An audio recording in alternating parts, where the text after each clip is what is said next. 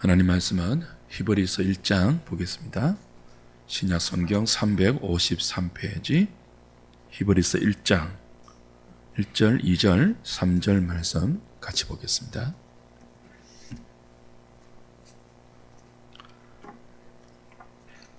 함께 합독하겠습니다.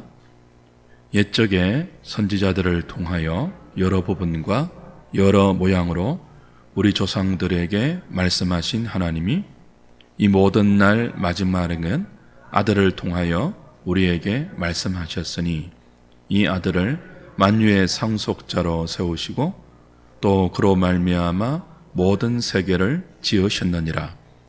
이는 하나님의 영광의 광채시요 그 본체의 형상이시라. 그의 능력의 말씀으로 만물을 붙드시며 죄를 정결하게 하는 일을 하시고 높은 곳에 계신 지극히 크신 이의 우편에 앉으셨느니라. 아멘.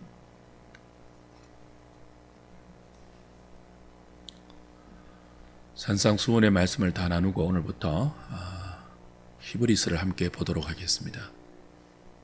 히브리서는 누가 적었는지 아무도 모릅니다. 바울, 아볼로, 바나바, 누가, 클레멘트 등 많은 저자의 이름이 거론되지만 이 편지를 누가 누구에게 보냈는지 정확하게 아는 사람은 아무도 없습니다. 초대 교부 오리겐의 말처럼 히브리서의 저자는 하나님만 아십니다.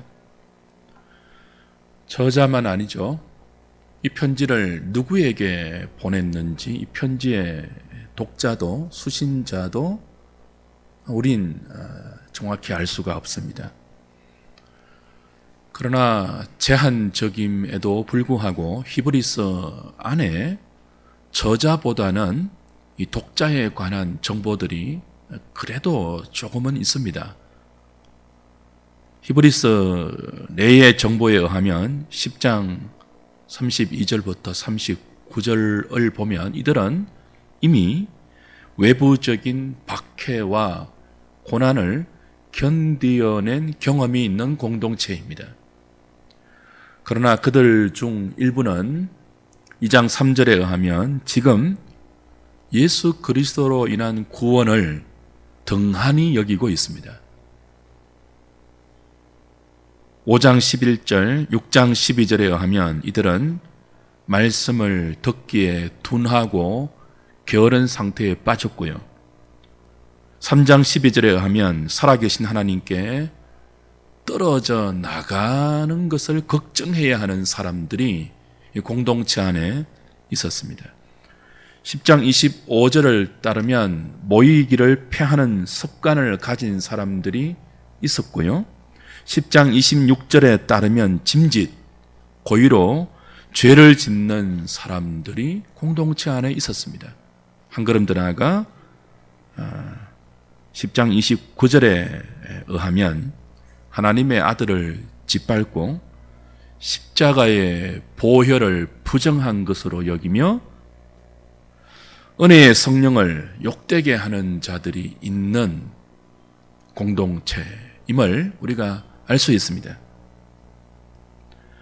이 모든 히브리서 내의 정보들을 종합해 보면 히브리서의 수신자들은 박해를 비롯한 여러 가지 이유로 믿음에서 떨어져 나갔거나 믿음에서 떨어져 나갈 위기에 있는 그 위기 공동체임을 어렵지 않게 추정할 수 있습니다. 사도들과 제자들을 통해서 복음이 전파될 때 동시에 믿는 자들을 향한 박해도 시작되었습니다. 특별히 유대교를 믿다가 디아스포라들에게 복음을 듣고 기독교로 개종한 유대 그리스도인들의 어려움은 누구보다 컸습니다. 세상으로부터도 핍박을 받았고 동족 유대인들에게 말할 수 없는 고난과 어려움을 당했죠. 그들이 설 땅은 없어 보였습니다. 이런 상황에서 어느 날 거짓 선지자들이 우리의 믿음의 주가 되고 우리를 온전케 하시는 예수 그리스도를 대적하면서 예수님이 진짜 메시아가 아니다, 우리가 기다려야 할 메시아는 따로 있다 라는 다른 교훈들을 전하고, 더 좋은 메시아를 지금도 기다리고 있는 유대교로 돌아온다면 당신이 겪는 모든 고통과 어려움이 사라지고 훨씬 좋은 내일이 기다리고 있다 라고 하면 흔들릴 수 있겠죠. 뿐만 아닙니다. 눈에 보이는 기적, 신기한 초월적 현상들, 그리고 성공을 앞세워서 예수보다 더 좋은 믿음의 대상이 우리 공동체에 있으니까 우리에게로 오라 라는 유혹에 아직 거듭나지 못한 채 언약의 공동체인 교회 안에 머물러 있는 그 사람들에게는 큰 시험거리가 되죠. 큰 도전이 되는 것입니다. 이런 때에 하나님은 우리가 알 수 없는 한 익명의 저자를 성령으로 감동시켜서 히브리스를 쓰게 했습니다. 히브리스는 편지입니다. 그러나 동시에 설교입니다. 이 편지의 마지막 부분인 13장 22절에 저자는 수신자에게 이렇게 말해요. 형제들아, 내가 너희를 권하노니 권면의 말을 용납하라. 이 권면은 설교라는 단어입니다. 내가 간단히 너희에게 썼느니라. 지금까지 쓴 모든 내용이 권면이라는 거예요. 설교라는 거예요. 그러니 히브리서에 있는 모든 내용은 설교입니다. 히브리서는 설교 형식을 띤 편지이고요, 동시에 편지 형식을 띤 설교이기도 합니다.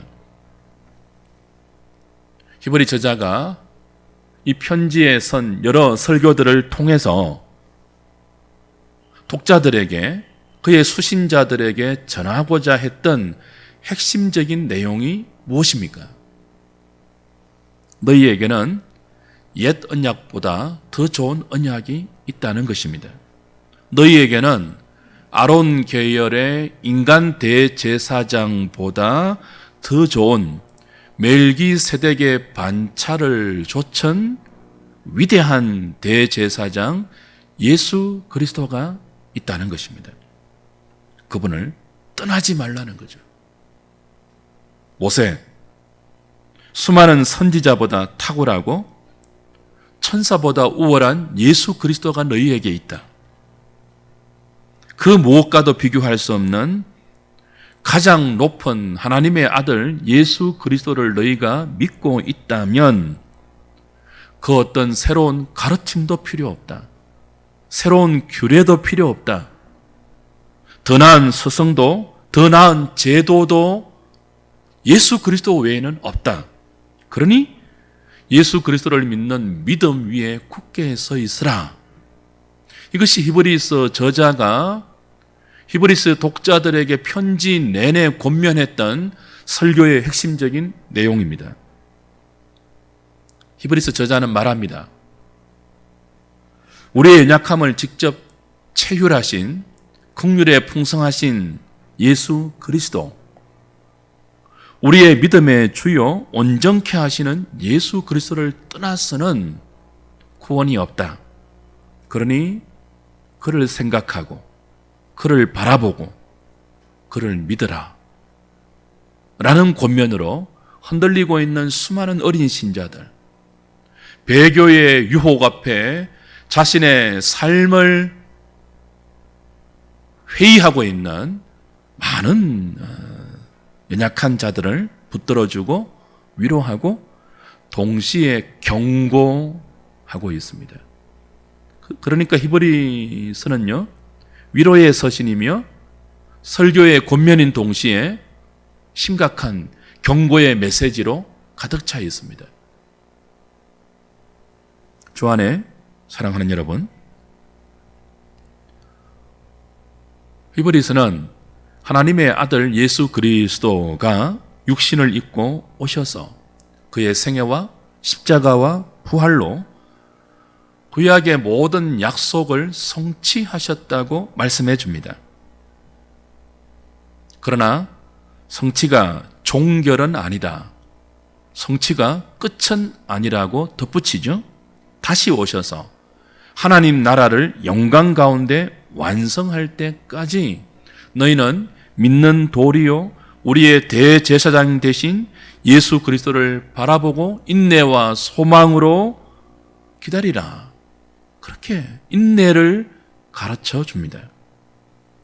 동시에 우리의 그런 믿음을 방해하는 모든 죄와 피 흘리기까지 싸우라고 권면하고 그렇게 믿음으로 싸웠던 믿음의 선진들을 열거하며 우리에게 믿음의 도전을 던지고 있죠. 오늘 우리는 어떠합니까? 저와 여러분이 유대교로 갈 일은 거의 없습니다. 그렇죠? 그때처럼 예수 믿는다고 직장을 잃고 사람들에게 따돌림을 당하고 채찍에 맞고 감옥에 갇히고 목숨을 잃는 일도 지금 우리에게는 없습니다. 그러나 저와 여러분은 그 어느 때보다 이단과 사이비 복음의 미혹을 받고 있으며 예수 그리스도보다 더 좋아 보이는 많은 것들의 유혹을 받아 흔들리고 있습니다. 정치, 경제, 사회, 문화, 종교를 비롯한 우리 주변의 모든 영역에 그리스도로 충분해야 할 성도들을 흔들고 있는 많은 미혹과 많은 도전과 많은 시험들이 산재해 있습니다. 이런 때에 예수 그리스도가 그 무엇보다도 탁월하며 우월한 분이라고 가르쳐 주면서 흔들리는 신자들을 붙들어주고 있는 히브리서가 우리에게 얼마나 필요한지요. 세상 속의 그리스도인은 산상수훈의 사람들입니다. 그리고 그 말씀을 주신 예수 그리스도로 충분한 존재들입니다. 우리는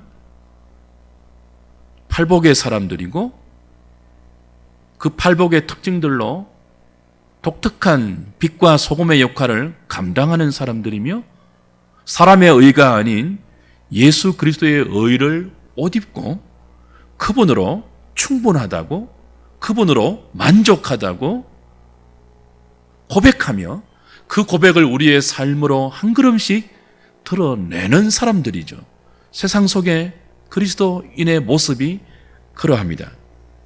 히브리서를 함께 살피면서 이런 우리의 정체성, 이런 우리의 본질, 이런 우리의 삶의 아름다움을 깨트리고 미혹하고 도전하는 모든 헛된 유혹들의 어리석음을 깨닫고 믿음의 주요 온전케 하시는 예수 그리스도를 믿는 믿음 위에 다시 굳게 서는 은혜가 저와 여러분들에게 충만하기를 주님의 이름으로 축복합니다. 오늘은 함께 읽었던 1절부터 3절까지의 말씀을 예수 그리스도로 충분한 사람들이란 제목으로 나누려고 합니다. 얼마나 급했던지 히브리서 저자는 인사를 생략해요. 인사도 생략하고 바로 예수 그리스도의 위대하심, 그분의 탁월하심, 그분의 우월하심을 증거합니다. 그는 이렇게 말합니다. 다시 1절, 2절, 3절을 보십시오. 옛적에 선지자들을 통하여 여러 부분과 여러 모양으로 우리 조상들에게 말씀하신 하나님이 이 모든 날 마지막에는 아들을 통하여 우리에게 말씀하셨으니 이 아들을 만유의 상속자로 세우고 또 그로 말미암아 모든 세계를 지으셨느니라. 이는 하나님의 영광의 광채시요 그 본체의 형상이시라. 그의 능력의 말씀으로 만물을 붙드시며 죄를 정결하게 하는 일을 하시고 높은 곳에 계신 지극히 크신 이의 우편에 앉으셨느니라. 하나님은 말씀하시는 분이죠.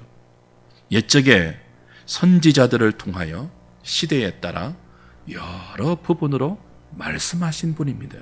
어떤 때는 직접 음성으로 말씀하셨고, 어떤 때는 꿈으로, 어떤 때는 환상으로, 어떤 때는 나귀의 입을 통하여, 어떤 때는 폭풍과 지진과 구름을 통하여 여러 부분, 여러 모양으로 말씀해 주셨습니다.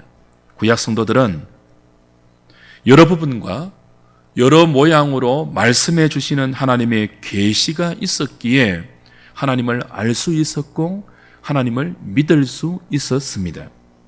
그러나 옛적의 선지자들을 통해서 주신 여러 부분과 여러 모양의 이 모든 계시는 아들을 향하고 있습니다. 아들에게 우리를 이끌고 있습니다. 이 모든 날 마지막 신약이죠. 신약의 말세를 이 모든 날 마지막이라고 표현했어요. 하나님께서는 더 이상 옛적에 주신 그 여러 부분과 여러 모양의 방법이 아니라 아들을 통해서 그 말씀들을 성취하셨습니다. 말씀이 육신이 되어 이 땅에 오신 그 아들이 우리에게 오고 나서 더 이상의 계시는 필요 없습니다. 여러 모양의 계시가 아들이 오고 나서도 필요한 것이 아니죠.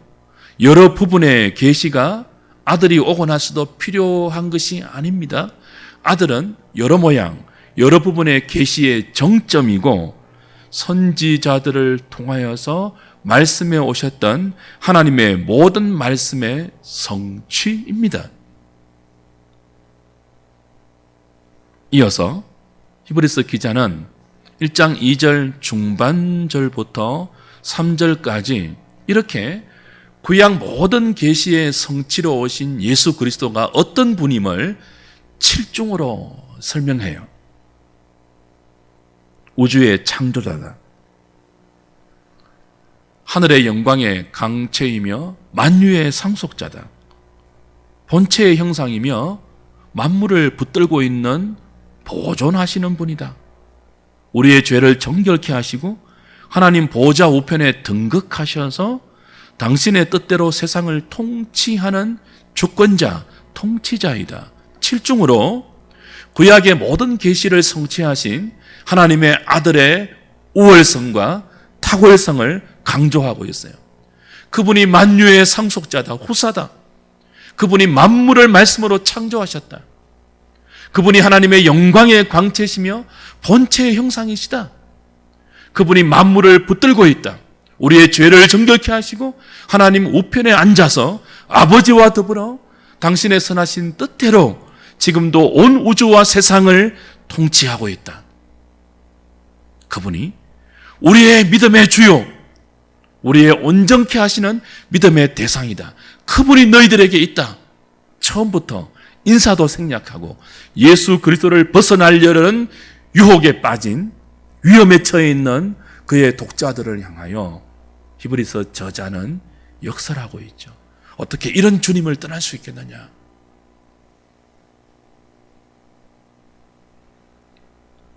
말씀이 육신이 되어 우리 가운데 오신 예수님은 하나님의 아들이시죠.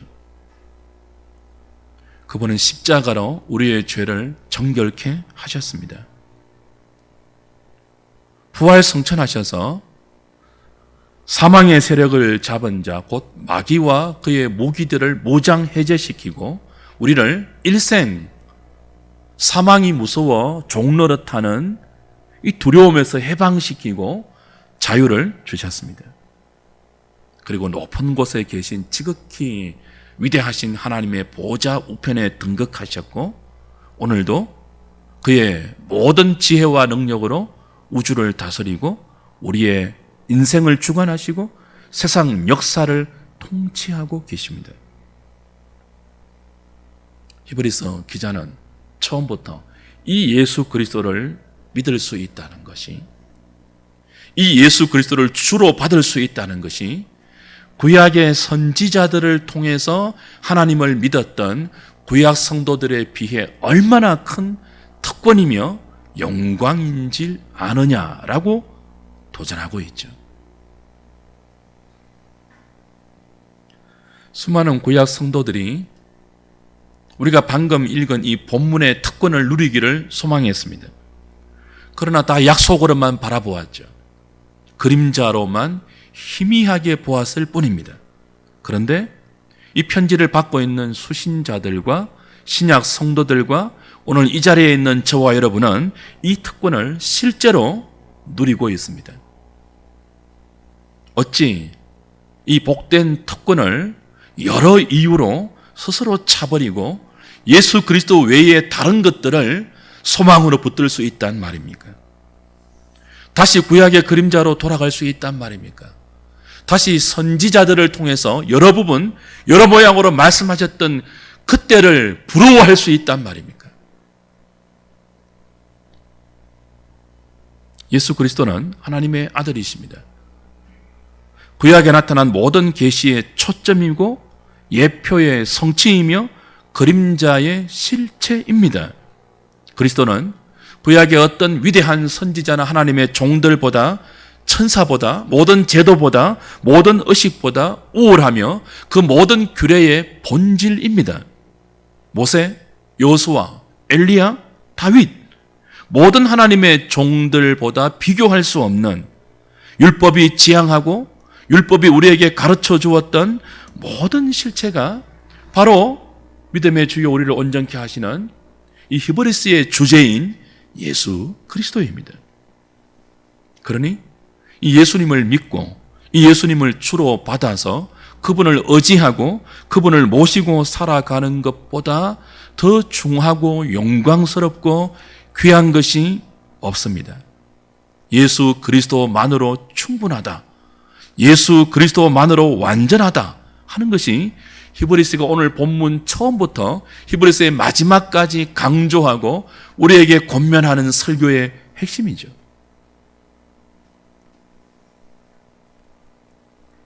히브리서만이 아닙니다.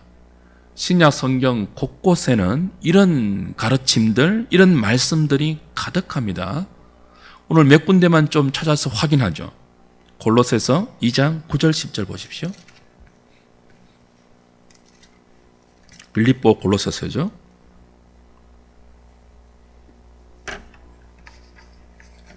이 장 9절 10절.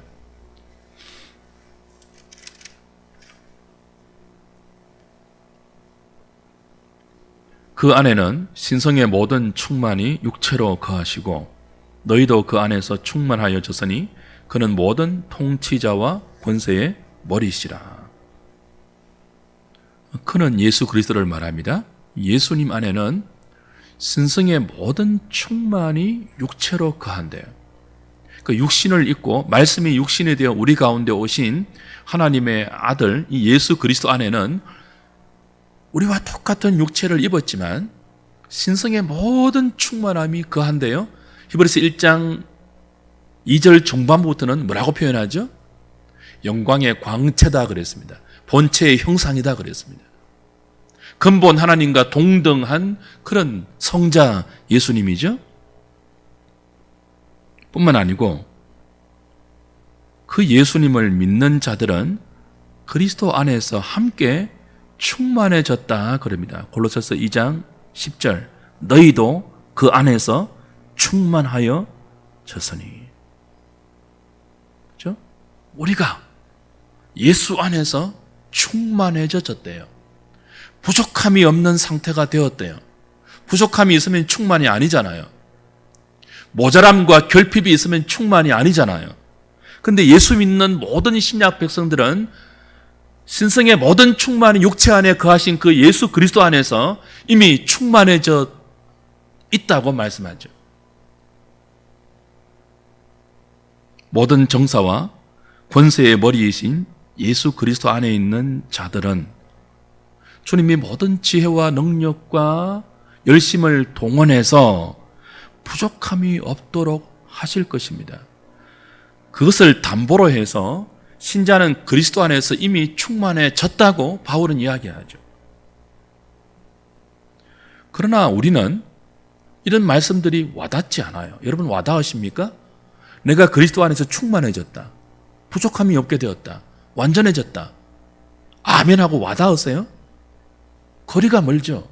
아니, 지금 내 상태가 무엇이 충만하단 말이냐. 뭐 이것도 없고 저것도 없고 여기도 모자라고 저기도 부족한데 무엇이 충만하지? 돈도 없고 성공도 없는데 사람들이 부러워할 만한 권세도 없는데 무엇이 모자람이 없단 말이지?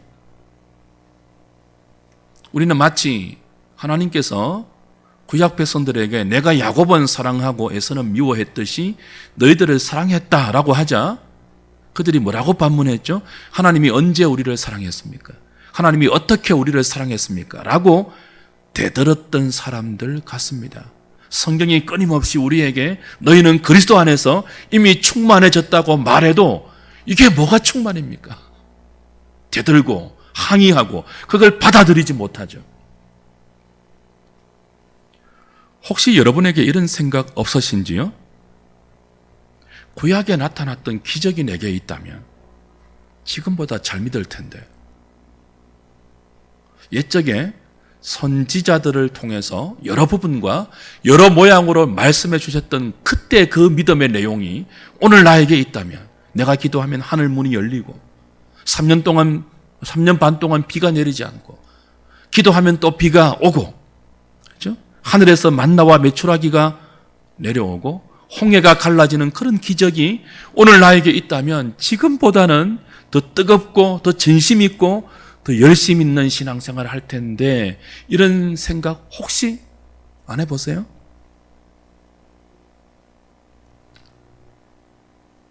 그게 히브리서 기자가 하는 말이에요. 그렇지 않다는 거예요.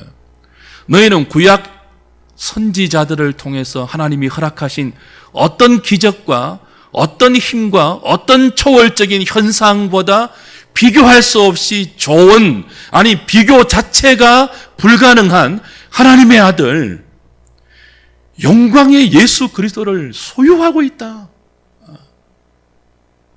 만유의 상속자이며 만물을 능력으로 만드셨고 지금도 보존하고 계시며 영광의 광채시고 형상의 본체이며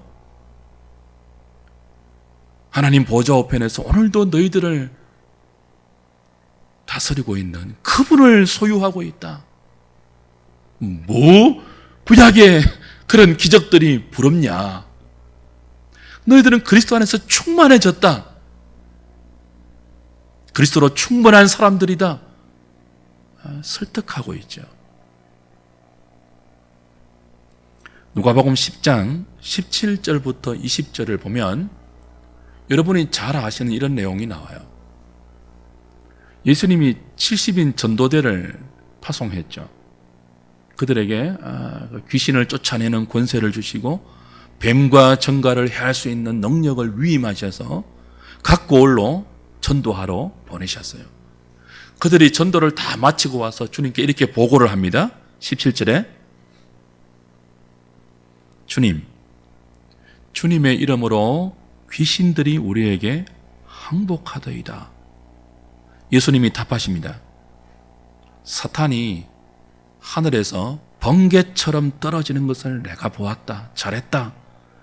내가 너희에게 뱀과 정갈을 밟으며 원수의 모든 능력을 제할 권세를 주었다. 그래서 너희들이 내 이름으로 귀신을 쫓아낼 수 있었다. 너희들을 해할 자가 결코 없었었다. 그러나 귀신이 너희에게 항복하는 것으로 기뻐하지 말고 무엇으로 기뻐하라고요? 너희 이름이 하늘에 기록된 것으로 기뻐하라 그랬습니다. 히브리서 1장의 내용과 똑같아요. 그런데 지금 많은 신약 성도들이 저와 여러분을 포함해서 우리의 이름이 하늘에 기록된 것으로 기뻐하지 않아요. 그것으로 부족하다고 느끼죠. 내가 기도하면 귀신이 쫓겨나야 뭐 이게 예수 믿는 맛이 나지. 그런 생각 혹 안 하십니까?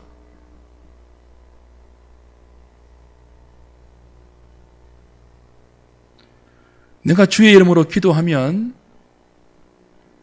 사탄이 하늘에서 번개처럼 떨어지는 현상들이 일어나고 내가 믿는 예수 앞에 아무도 이의를 제기하지 못하고 내가 하는 일에 다 동의하며 인정하며 따라와 주는 그런 일이 동반되어야 여러분 기뻐하지 않으십니까? 그냥 하늘에 여러분의 이름이 기록된 것으로 나는 부족함이 없다고, 나는 충만하다고, 나는 충분하다고 고백하실래요? 어떻습니까? 반석에서 물이 나오고 내가 손을 들면 이기고 내가 피곤해서 손을 내리면 지고 성패의 결정적인 원인이 나를 통해서 드러나고 병이 낫고 자식이 좋은 대학 가고 누구도 나를 무시하지 못하는 이름, 명예, 권력, 힘, 자리를 확보해서 내 자존심이 서고 나의 존재가 드러나야 하늘에 내 이름이 기록된 것도 의미가 있다고 여기지 않습니까? 혹? 그것이 없으면 하늘에 내 이름이 기록된 것으로 여러분 만족하시겠습니까? 그 틈을 히브리서 독자들에게 사탄이, 거짓 교사들이 파고들었다고요. 그래서 고난이 없게 해줄게. 꿈꾸는 그것을 준다고 하는 그곳이 어디라도 가고 싶은 유혹을 히브리서 독자들은 받았습니다. 유대교로 다시 돌아가고 싶은 충동을 느낍니다. 아니, 몸은 아직 그 공동체 안에 머물러 있지만 이미 정신과 마음은 믿음의 주인 예수 그리스도를 떠나서 그의 피 흘린 복음을 떠나서 다른 복음으로 치우쳐져 있는 많은 사람들이 있었습니다. 우리는 어떻습니까? 하나님께서 모세와 선지자들에게 기적을 허락하셨죠. 구약 성도들은 그 옛적의 선지자들에게 허락하신 여러 부분의 계시, 여러 모양의 계시를 통해서 아들을 희미하게 모형으로 믿었습니다. 그림자로 믿었습니다. 사도와 복음 전하는 자들에게 귀신이 쫓겨나는 능력과 권세를 일시적으로 허락하셔서 아들에게 이끌어 주셨습니다. 그러나 지금 우리에게는 어떤 능력을 주시죠? 어떤 권세를 주시죠? 어떤 지위와 어떤 힘을 주시죠? 이 모든 날 마지막에 하나님은 독생자를 우리에게 보내셔서 십자가에 타셨습니다. 보배로운 피를 흘려서 우리의 모든 죄를 정결하게 하셨고 부활 성천하셔서 사망의 권세를 깨트려 주셨습니다. 그리고 아버지와 함께 아들이 성령을 우리에게 보내셔서 우리를 떠나지 아니하시고 우리와 임마누엘 하나님이 되어 주셨습니다. 그리고 하늘에 우리의 이름을 기록해 주셨습니다. 하늘에 우리의 이름이 기록되었다는 것은 천국 티켓을 확보했다는 정도가 아니에요. 우리의 이름을 하늘에 기록하고 그리스도의 신부로, 하나님의 자녀로, 하나님의 거룩한 백성으로 기록하고 결코 우리를 떠나지 아니하시고 믿음과 거룩한 사람으로, 팔복의 사람으로, 빛과 소금으로 그리스도의 의를 매일 의지하는 겸손한 사람으로 거룩하고 존귀하고 아름다운 존재로 우리를 성령으로 변화시켜 가시죠. 우리의 이름이 하늘에 기록되었다는 의미입니다. 뿐만 아니고 우리를 충만의 대상으로 삼아서 사랑으로 교제하시고 언약의 파트너로 인정하시며 끝없는 하나님의 기쁨과 생명과 그 모든 신적 성품들의 부요함을 기꺼이 우리에게 나누어 주시겠다고 하십니다. 이보다 더한 특권이 없고 이보다 더한 영광과 기쁨이 없는데 이 사실을 모르는 수많은 사람들이 우리의 지금 형편이 무슨 충만입니까? 이게 무슨 하늘의 이름이 기록된 자의 유익과 복입니까? 다른 거 주세요. 고난이 물러가게 해주세요. 병이 낫게 해주세요. 권세 주세요. 떵떵거림을 주세요. 자존심을 세워주세요. 라고 말하면서 예수 그리스도로 만족하지 않죠. 주 안에 사랑하는 여러분, 우리가 받는 가장 큰 특권이 무엇입니까? 로마서 8장 32절에서 사도는 이렇게 말했습니다. 자기 아들을 아끼지 아니하시고 우리 모든 사람을 위해서 내어주신 분이 어찌 그 아들과 함께 모든 것을 우리에게 은사로 주지 않겠느냐. 자기 아들을 우리는 받았습니다. 하나님의 독생자를 받았다고요. 모세와 비교할 수 없는 옛적의 여러 부분, 여러 모양으로 말씀의 통로가 되었던 모든 기적과 능력과도 비교할 수 없는 그 모든 계시의 본체, 그 모든 능력의 근원, 예수 그리스도를 받았지 않습니까? 하나님께서 우리에게 아들을 주셨다고요. 그런데 그 아들과 비교할 수 없는 다른 그 무엇이 없다고, 우리는 충만할 수 없다고 하나님께 끝없이 불평하고 원망하며 다른 것을 주겠다고 유혹하는 그 무엇으로 이끌리고 미혹되고 도전받고 있지 않습니까?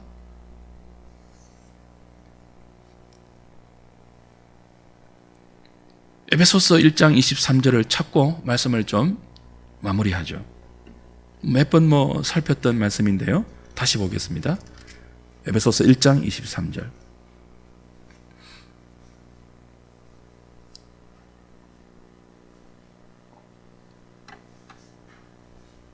같이 읽겠습니다. 시작.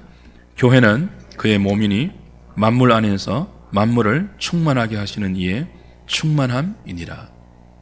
골로새서 2장 10절 말씀과 똑같죠. 교회가 그리스도의 몸입니다. 우리가 그리스도의 몸입니다. 머리 대신 그리스도의 몸으로 부름받은 그 은혜를 입었습니다. 근데 이것이 어떤 의미라고요? 만물 안에서 만물을 충만케 하시는 이의 충만이다 그랬습니다. 만물 안에서 만물을 충만케 하시는 이가 예수 그리스도입니다. 영광의 광채요 본체의 형상이신 예수 그리스도입니다. 만유의 후사인 예수 그리스도입니다. 그분이 만물을 충만케 하시는 분이죠. 만물이 그분이 있을 때만 충만할 수 있습니다. 그분은 아무것도 부족함이 없는 충만 그 자체이고 충만의 원천이죠. 예수님에게 부족함이 있을 수 없습니다. 부족함이 있다면 하나님이 아니죠. 그분에게는 저와 여러분이 없어도 모자람이 없어요. 세상의 모든 것이 없어도 그리스도는 부족함을 느끼지 않습니다. 다 새로 만들 수 있는 분입니다. 그런데 그분이 뭐라고 합니까? 교회가 내 몸인데 만물 안에서 만물을 충만케 하시는 내가 나의 몸인 교회가 없으면 충만할 수 없다. 그렇게 말하고 있습니다. 모든 신성의 충만함이 그리스도의 육체 안에 거하시고 우리가 그 안에서 충만함을 입었다는 말이죠. 어떤 뜻입니까? 아무것도 없어도 모자람이 없는 하나님의 독생자 예수님이 온 세상의 주인이신 그리스도가 우리 없으면 충만할 수 없다는 고백이에요. 상상이 되십니까? 하나님이 무엇이 부족해서 여러분 하나가 없으면 충만할 수 없다고 말하겠습니까? 그 대상이 신약 성도입니다. 우리가 그런 독생자를 받았습니다.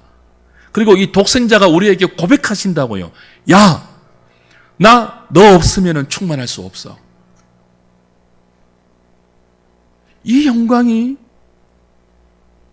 그리스도를 주로 받은 우리의 믿음의 유익이고 특권이고 영광이며 보상이며 복입니다.